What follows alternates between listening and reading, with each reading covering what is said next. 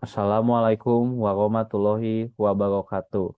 Nama saya Ibrahim Iksan Dwi Afrian dari kelas XI7 absen 12 ingin menjelaskan tentang kebijakan-kebijakan Belanda di Indonesia atau pada saat itu dinamakan dengan Hindia Belanda dan dampak-dampak kebijakan tersebut kepada Indonesia dan negara Belanda.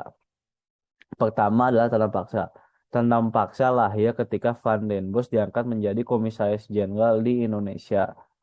Tanam paksa bertujuan untuk mengisi kas keuangan Belanda yang sudah kosong akibat peperangan melawan pemberontakan di Indonesia dan upaya pemisahan Belgia dari Belanda. Dampak tanam paksa.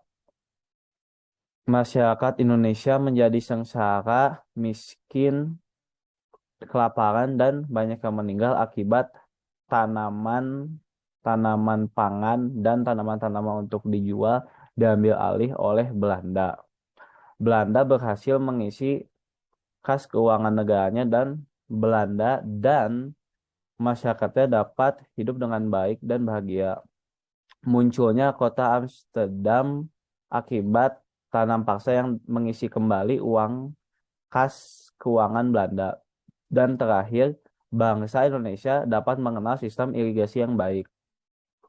Kebijakan kedua adalah pintu terbuka. Pintu terbuka atau sistem politik liberal lahir ketika kaum liberal Belanda menang di Parlemen Belanda. Pintu terbuka juga terjadi ketika revolusi industri muncul dan menambahkan atau menciptakan teknologi-teknologi yang lebih maju dan juga adanya kritikan terhadap kebijakan tanam paksa. Dampak dari kebijakan pintu terbuka.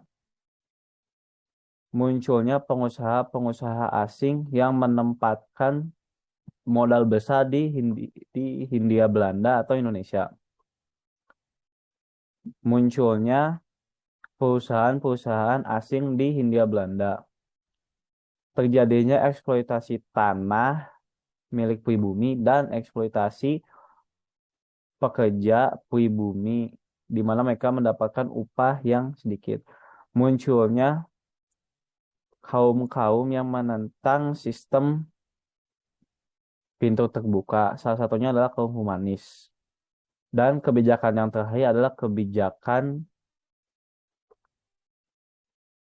politik etis.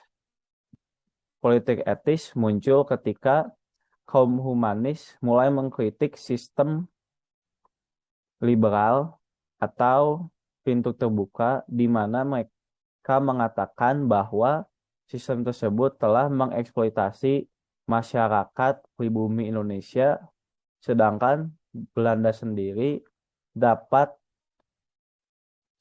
menjadi negara sukses dan masyarakatnya bahagia-bahagia. Munculnya buku Max Havelaar dari salah satu orang Belanda yang tinggal atau pernah ke Indonesia.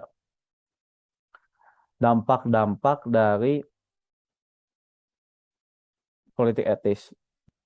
Munculnya imigrasi di mana masyarakat pribumi Indonesia diimigrasikan ke luar Jawa ke tempat-tempat yang kurang penduduk, namun mereka diimigrasi ke tempat-tempat perkebunan Hindia Belanda atau swasta.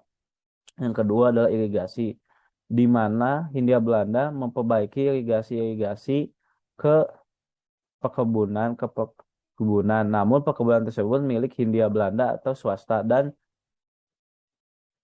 pendidikan. Namun pendidikan hanya diberikan kepada pribumi yang bangsawan.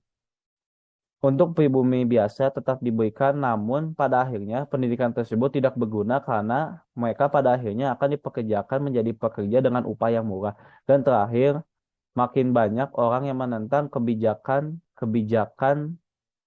atau kegiatan Belanda yang eksploitasi negara Indonesia.